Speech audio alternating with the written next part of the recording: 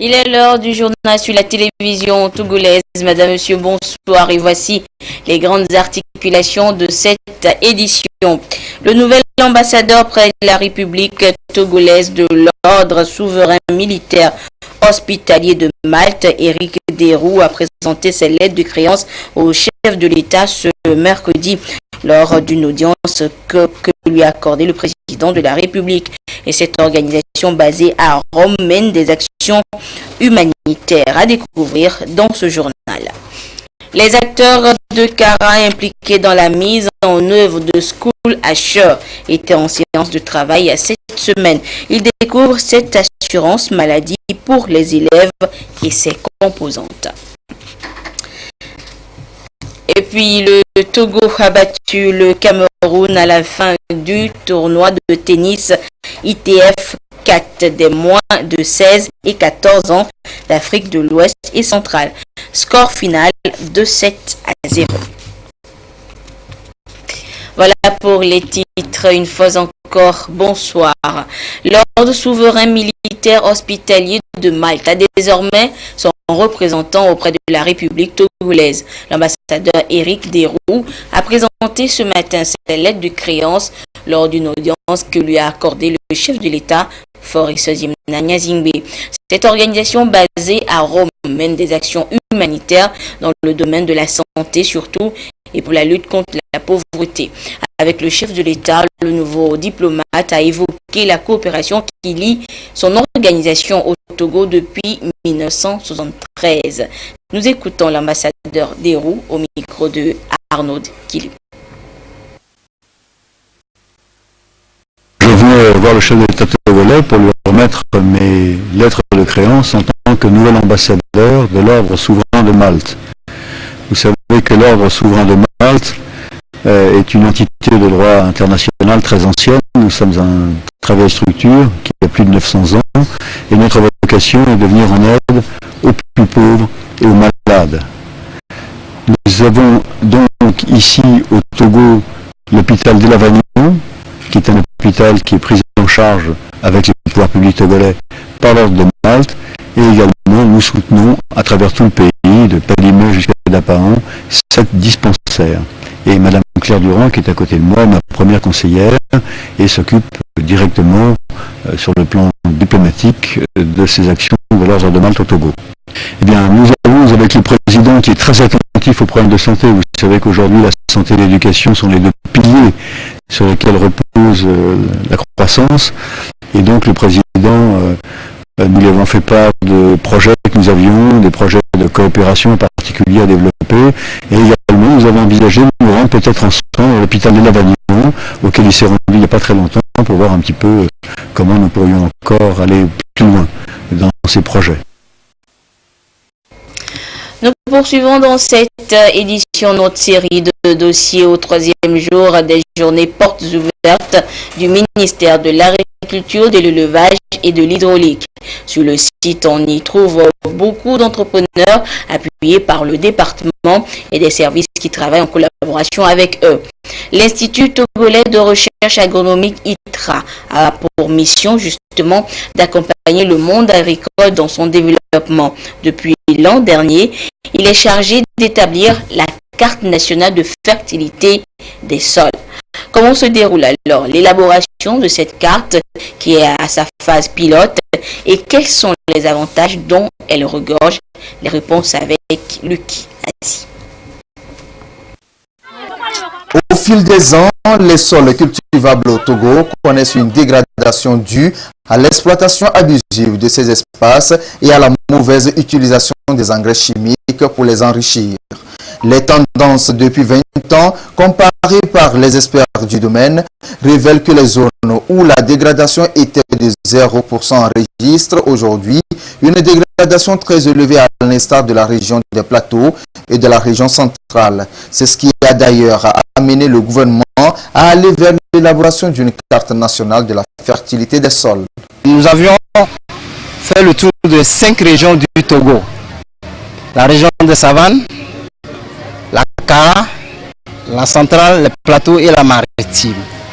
Dans la région des Savanes, nous avions élaboré cette carte sur 5000 hectares, ainsi de suite pour les autres régions. Donc à ce jour, nous avions une phase pilote qui a couvert 130 000 hectares. Nous allons couvrir à moyen terme tous les 3 600 000 hectares de sols cultivables au Togo. Très bientôt, nous allons amorcer l'élaboration de la carte de fertilité des sols pour toute la région des Savanes avec l'appui de la FAO. Et par la suite, nous allons continuer avec les autres régions afin que cette carte de fertilité des sols puisse nous conduire vers une fertilisation raisonnée, une fertilisation équilibrée de nos cultures, ce qui nous permettra d'accroître de façon significative les rendements des producteurs et d'améliorer leurs conditions de vie. Cette carte, dont l'élaboration est encore à la phase pilote, sera un outil de planification du développement agricole au Togo. À l'issue de l'examination des sols à la phase pilote, des résultats sont enregistrés. Les travaux d'analyse de sol nous ont montré que la plupart de nos sols au Togo sont des sols acides ou légèrement acides. Il n'y a pas tellement de sols basiques ou neutres au Togo. En matière de matière organique, nos sols sont très pauvres à pauvres. Il y a des sols qui sont moyennement riches en phosphore. Mais pour le potassium, nos sols sont très pauvres. Donc on peut déjà conseiller à nos chers producteurs d'utiliser les composts ou bien de la matière organique, les fumiers, les fientes de volaille. On peut commencer à les rentabiliser pour améliorer l'état de fertilité de nos sols. La carte de fertilité des sols permet d'abord de connaître les vrais niveaux de fertilité de nos sols et ensuite à la longue nous permet de proposer de nouvelles formules d'engrais qui vont être soumises à l'utilisation par les producteurs. De là, à partir de ces formules, ça va redéfinir la nouvelle politique des engrais au niveau du pays. Ceci pour nous permettre d'avoir plus de disponibles d'engrais et satisfaire les besoins de nos producteurs. La carte de fertilité a cet avantage aussi de savoir de quel élément souffre le sol et on pourra apporter cet élément exclusif plutôt que d'apporter tous les éléments alors que le sol n'a pas besoin d'autres. Une fois élaborée, la carte nationale de fertilité des sols donnera aux producteurs des informations nécessaires et adéquates sur le niveau de fertilité des sols de leur zone, ce qui leur permettra d'acquérir des compositions chimiques adaptées à la culture qu'ils veulent pratiquer et au rendement qu'ils attendent. C'est donc un avantage pour eux d'améliorer et d'accroître leur production afin de participer pleinement à la croissance économique du Togo. Et l'élevage est également présent durant ce rendez-vous. Ce secteur au Togo devient de plus en plus dynamique et suscite de l'engouement. Grâce au programme national d'investissement agricole et de sécurité alimentaire de 2011 à 2016, on a enregistré d'énormes avancées qui ont amélioré la santé animale, la productivité et les circuits de commercialisation. Quels ont été les résultats obtenus et qu'est-ce qui a été fait concrètement? Les réponses dans le second dossier de cette édition. Il est signé Augustin Kossi. 2011 à 2016, le Togo a entrepris la relance du secteur de l'élevage en agissant sur 3 leviers, la santé animale, la production ainsi que l'organisation du circuit commercial. À travers le projet d'appui au secteur agricole PASA, un accent a été mis sur la campagne nationale de vaccination des animaux contre les pathologies majeures qui représentent une contrainte à la production animale et halieutique. La prévalence de la peste des petits ruminants, par exemple, est passée de 17% en 2011 à 4,6% en 2017. Au même moment, le taux de couverture vaccinale est de 92% et de 97% au niveau des volailles. Des avancées qui ont permis de booster la production animale au niveau national. Nous avons injecté des géniteurs améliorés au niveau des petits ruminants et au niveau de la volaille, des coques améliorateurs pour pouvoir, disons, changer le format et la performance. Nous avons commencé avec un effectif bovin, 300 000 têtes. Aujourd'hui, nous sommes à 475 000 têtes, 2017. Les petits ruminants, nous étions au début de la campagne, au début de Péniassa, en 2011, on avait un effectif disons, au 20 caprins, on avait un effectif d'1,5 million. Aujourd'hui, nous avons un effectif de 4 800 000 têtes. En 2011, nous avions 8 millions de têtes de volailles sur l'étendue du territoire national. Aujourd'hui, avec toutes ces actions, nous avons atteint aujourd'hui au niveau de la volaille 22 500 000 têtes de volailles. Et si nous prenons par exemple, nous prenons les poissons. Nous avions une production en 2011 de 16 000 tonnes. Aujourd'hui, nous sommes arrivés à une production de 27 000 tonnes. Cette politique a favorisé aussi l'amélioration des poulaillers et des bergeries, que ce soit au niveau des bovins ou caprins, des volailles ou des poissons. Ce sous-secteur, longtemps considéré comme le parent pauvre de la production agricole, suscite de plus en plus d'engouement et de convoitise.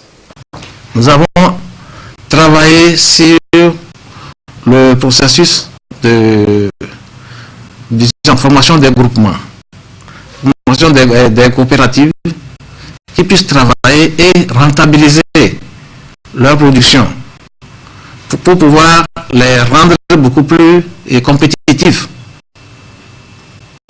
Aujourd'hui, nous tendons vers l'entrepreneuriat agricole. Mais il faut que dans le domaine de l'élevage, nous tendions vers la même chose, que nos produits que nous sortions, que nous puissions les transformer. Et il y a déjà des initiatives privées qui sont sur le territoire national et qui peuvent vous sortir de l'étable à la table des produits finis qui sont compétitifs. Ainsi, la production animale et celle halieutique au Togo peut franchir le cap du commerce international et être compétitive sur les autres marchés.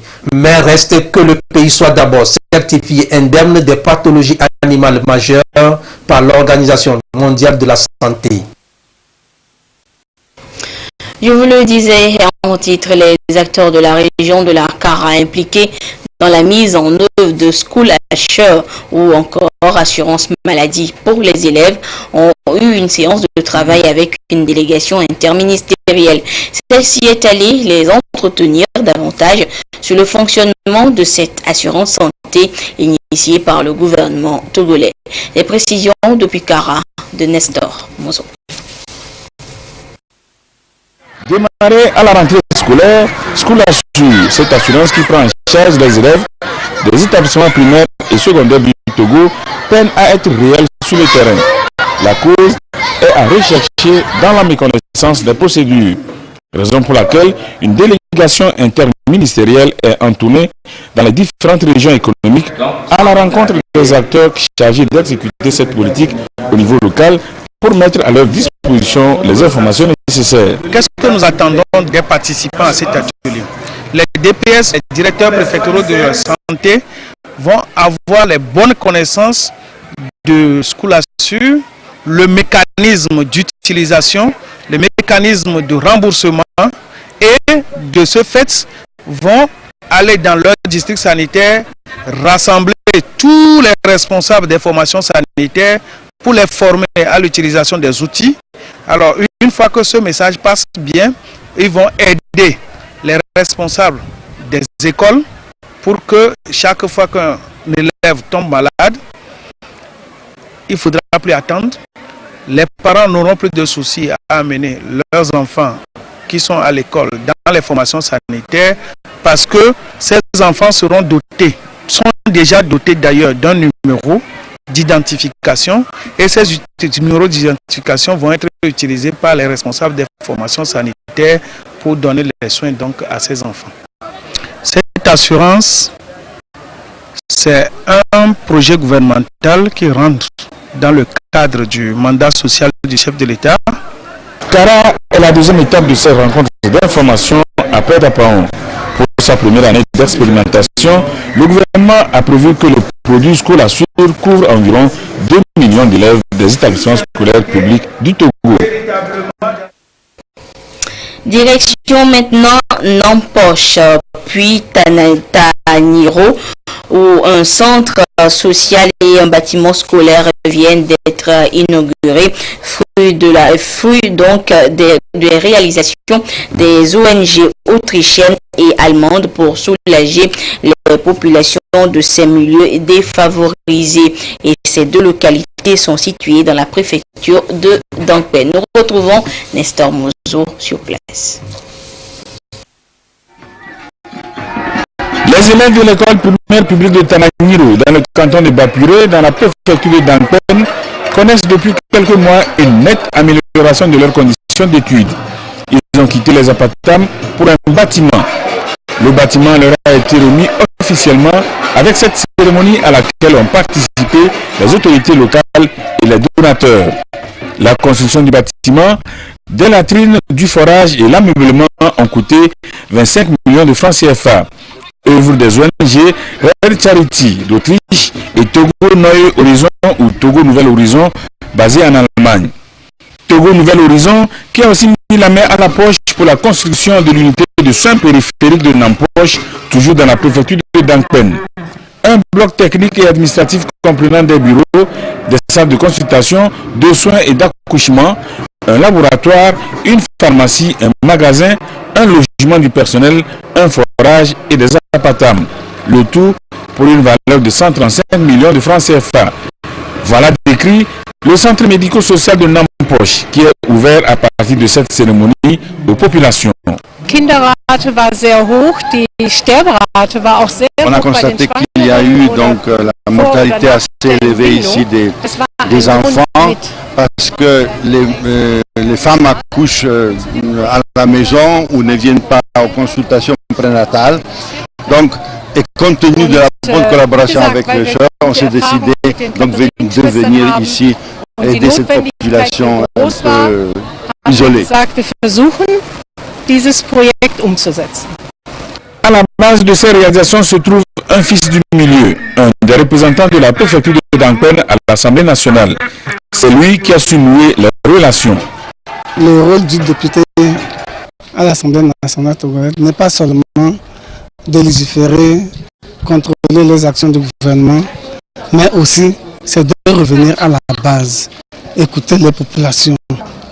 Si je prends le cas de cette unité de soins périphériques et la construction de l'école primaire publique de Tananiro, c'est des solutions aux problèmes évoqués par les populations.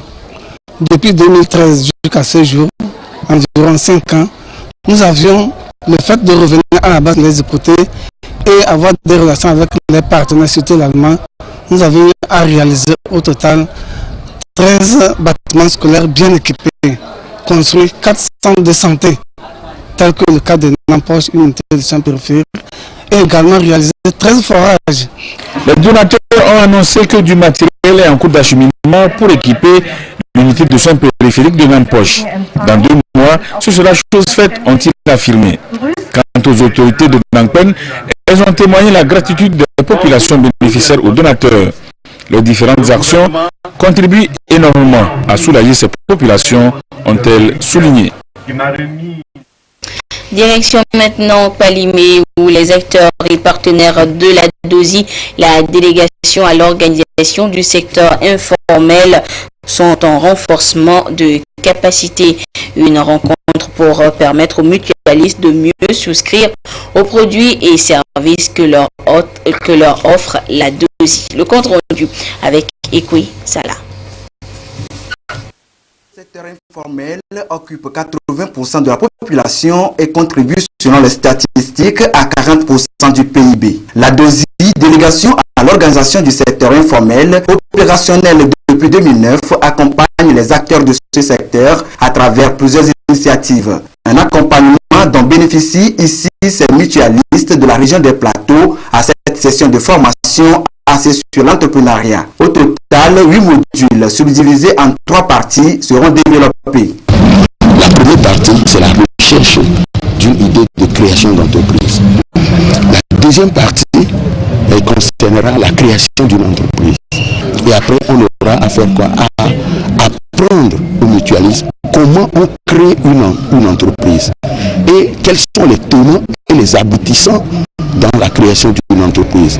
En organisant cette rencontre, la DOSI veut également partager avec les participants les différentes mesures incitatives mises à la disposition des mutualistes qu'elle accompagne afin de les aider à sortir de l'informel. Les mesures incitatives qui sont mises en place à l'endroit de ces mutuelles, c'est l'accès au crédit, l'accès à l'assurance maladie, un mécanisme qui est mis en place avec la CNSS récemment pour leur pension de retraite. Je veux parler de la retraite et l'obtention, la facilité à l'obtention des documents administratifs. Les différents mutualistes, notamment les émigrants, il y a des gens qui font cette activité-là juste pour la survie. Et il y a des gens qui sont dans ce domaine qui ont appris par exemple des métiers et faute de moyens n'arrivent pas à s'installer. Donc du coup, ces mécanismes ou bien cette technique de création d'entreprise qu'on vient de leur donner aujourd'hui va leur permettre de se reconvertir et d'arriver à leurs propres activités à partir de l'accompagnement d'ailleurs que la DOSI fait. À la fin de cette formation, un noyau de 280 bénéficiaires des 4 mutuelles sera formé en vue de transmettre les acquis de cette rencontre dans les autres régions du pays.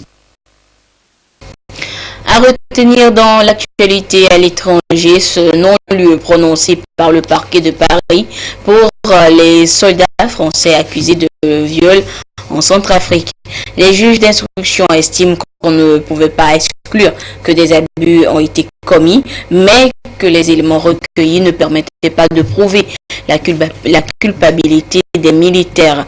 Une affaire qui a éclaté en avril 2015 suite à la publication d'une note interne des Nations Unies relatant les auditions de 6 enfants qui dénonçaient des abus sexuels commis par des militaires de la force Sangaris.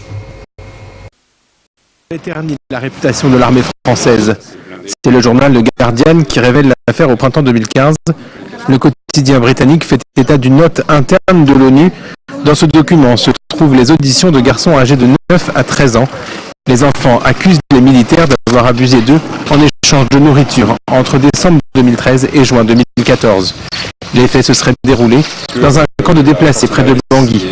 Le ministère de la Défense prend ces accusations au sérieux et demande au parquet de se saisir de l'affaire, mais l'enquête préliminaire ouverte à l'été 2014 reste secrète. Elle vise des militaires de la force Sangaris déployés en 2013 en Centrafrique, alors en proie au chaos après des violences interconfessionnelles. Ces militaires ont été entendus par les enquêteurs avant que ceux-ci ne se déplacent dans le pays en 2015 et 2016. Dans ces réquisitions, le parquet de Paris souligne qu'il ne peut être affirmé à l'issue de l'information qu'aucun abus sexuel n'a été commis, mais estime que la variation des témoignages ne permet pas d'établir des faits circonstanciés et étayés à l'encontre des militaires. L'avocat de l'ONG ECPAT, qui lutte contre l'exploitation sexuelle des enfants, a dit qu'il ferait probablement appel de cette décision.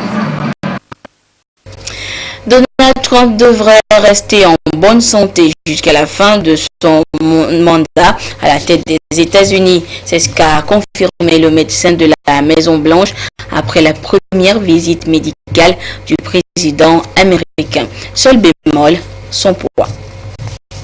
90, 108 kilos.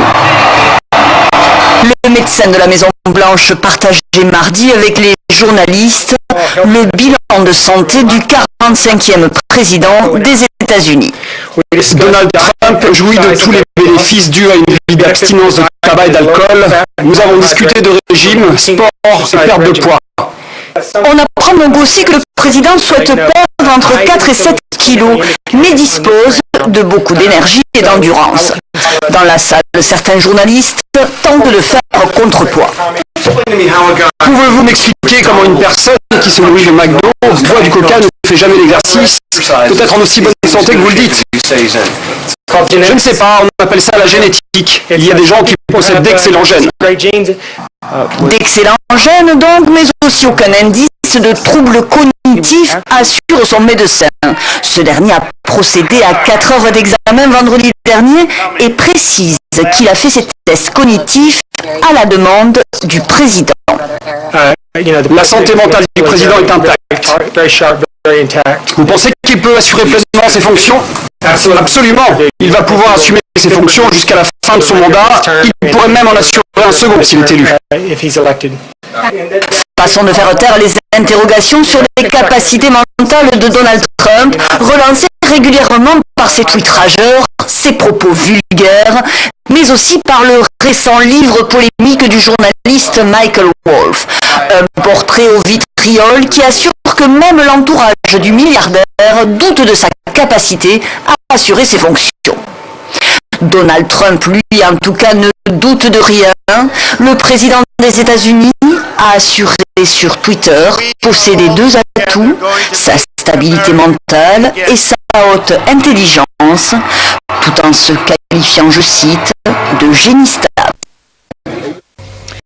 Retour en page nationale où certains établissements scolaires et services de la commune de Kara vont bientôt bénéficier de la construction d'infrastructures de sport. C'est un projet du ministère allemand de la coopération à travers la GIZ, son bras opérationnel. La cérémonie de lancement de ces travaux avec la correspondance de Nestor Mozo. Avec ces coups de pelle, ce sont les travaux de construction de 5 infrastructures sportives dans la commune de Kara qui sont ainsi lancés. Un terrain de football, un plateau de volleyball et un autre de basketball seront réalisés au lycée Kara 1. Au collège d'enseignement général de Toumbe, un terrain de football sera construit. La direction régionale de l'action sociale va bénéficier d'un terrain de basketball.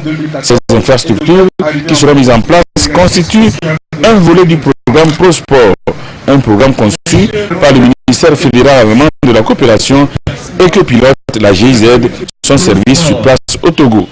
Le projet ProSport est né de l'initiative Plus de place pour le sport, une chance pour l'Afrique, initié par le ministre fédéral allemand de la coopération, le Dr Gerd Müller. L'objectif, en un mot, du projet est d'utiliser le sport pour réaliser des objectifs de développement durable, tels que les objectifs de santé, de promotion du genre, de la paix, etc. Les municipalités sont le partenaire stratégique de mise en œuvre du projet. À la fin des travaux, ces ouvrages-là reviennent à la municipalité. Nous intervenons dans 4 municipalités, dont les municipalités de Kara, de Sokodé, de Tchévi et de Palima. Et les travaux pour le cas de Kara, pour les 5 ouvrages, sont prévus pour durer 8 mois. La mise en œuvre du programme ProSport est le témoignage des bonnes relations qui existent entre l'Allemagne et le Togo. Nous sommes très fiers et remercions le président de la République, grâce à qui la coopération germano-togolaise va bien.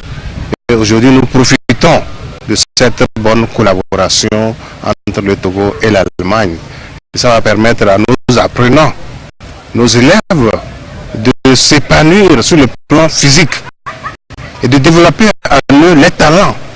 Je voudrais vraiment remercier les donateurs, principalement la GIZ, qui nous accompagne.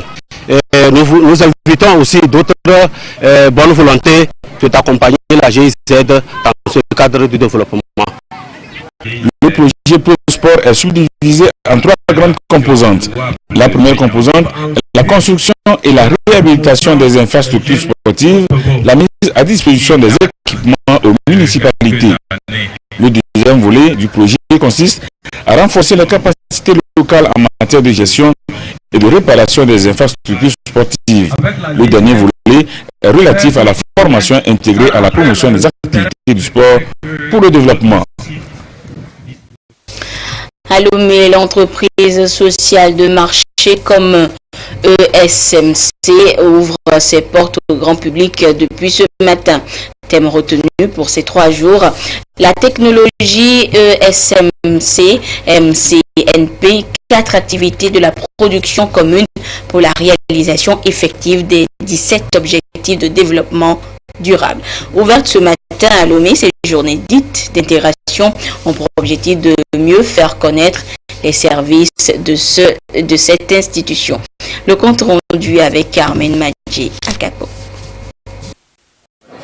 L'entreprise sociale du marché commun ESMC ouvre ses portes au public.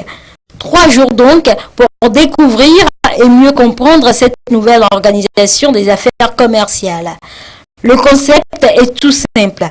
Il consiste tout d'abord à créer le client, à le rendre solvable et à le fidéliser. Pour ce faire, la plateforme ESMC s'est engagée dans la production commune pour combler les écarts occasionnés par la réduction des coûts des consommations et contribuer à réaliser les 17 objectifs de développement durable ODD.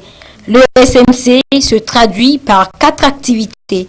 L'ESMC a apporté le compte marchand. Le compte marchand, c'est par lui que tout le monde se connecte à la plateforme. Le compte marchand a à son interne les bons de consommation qui circulent. Et ce sont ces bons de consommation qu'il faut exprimer auprès des fournisseurs sur la plateforme. Le système fait en sorte que l'offre et la demande, c'est-à-dire la consommation et la vente se rencontrent aisément. Et c'est ce que la plateforme fait, mais à travers son concept nouveau de la production commune. Pour des actions communes, la plateforme ESMC exploite le logiciel MCNP. C'est un ensemble de programmes conçus pour les utilisateurs détenteurs de comptes marchands. Elle fait en sorte que la mévente n'existe pas. Le paysan, depuis son champ, quand il a fini de produire le maïs, étant sur la plateforme, c'est depuis son champ que nous venons peser et tout prendre pour le compte de la consommation du marché. Lui, il a le paiement via son compte bancaire par voie de pays, de sorte qu'il a les paiements morcelés sur toute l'année. Toutes les activités de l'entreprise sociale du marché commun sont réalisées sur la base des outils informatiques et de télécommunications. L'activité commerciale télématique ou commerce sur Internet permet à l'ESMC de mettre la plateforme à la disposition de tous ses utilisateurs où qu'ils soient. Il suffit de taper le www.esmcgagsource.com. Je annonçais également la fin hier sur les cours de la Fédération togolaise de tennis du tournoi ITF 4 des moins de 16 et 14 ans d'Afrique centrale et de l'Ouest, qualificatif pour le championnat d'Afrique. En finale double, messieurs, le Togo a battu le Cameroun par 2-7-0. Le résumé avec Claude Ama. 17 joueurs des moins de 16 ans, moins de 14 ans, venus de 9 pays de l'Afrique centrale et de l'Ouest, ont mis les bouchées doubles pour obtenir le précieux sésame, la qualification au championnat d'Afrique en Tunisie et en Afrique du Sud. Pour le bouquet final, le public a assisté à la finale double messieurs entre la paire Ali Poué-Charles et Doturbis du Togo et Sano Herman Anata Jonathan du Cameroun. Les Togolais très à l'aise sur les installations n'ont pas rencontré trop de difficultés devant des Camerounais en manque de concentration. Ali Poué-Charles et son coéquipier vont en profiter pour enfoncer leurs adversaires et les déstabiliser définitivement en s'imposant par 2-7-0, 6-4, 6-4.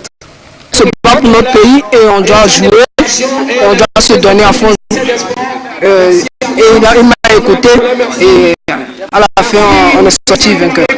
Normalement je voulais gagner le tournoi pour mon pays et pour moi-même, mais malheureusement je n'ai pas pu gagner. Et je vais m'entraîner encore dur pour que l'année prochaine je puisse gagner. Vaincus, les Camerounais ont reconnu leur défaite en tout fair play. J'ai vu que le Togo était un peu plus fort que nous. On a bien joué, et on a donné le meilleur de nous. Et ils nous ont gagné, on n'a pas démérité. Côté organisation, tout s'est déroulé dans les normes et on s'en réjouit. Face à ces qualifications pour les championnats, nous allons redoubler des entraînements, redoubler des efforts, miser sur nos moyens pour pouvoir encadrer les jeunes dans ce centre sport, entraînement, études que vous avez. Et nous allons dès maintenant lutter pour avoir des moyens pour pouvoir représenter nos 5 joueurs en Afrique du Sud et en Tunisie. Il faut qu'ils aillent dans ces pays. Donc pour cela, il faut les billets d'avion, il faut les moyens pour s'entraîner et il faut aussi les moyens pour l'équipement. Donc dès maintenant, nous allons nous mettre à l'œuvre pour que nos jeunes puissent représenter valablement le Togo. Joueurs et joueuses, les premiers temps sont répartis nantis des médailles. Je rappelle qu'elle est déjà qualifiée pour au classement général par équipe, le Togo vient en 3e position, suivi de la Côte d'Ivoire et le Nigeria s'agit la première place. Et voilà, c'est sur ce sacre du Togo que se referme cette édition. Merci de votre fidélité à la télévision togolaise. Excellente suite de nos programmes. Au revoir.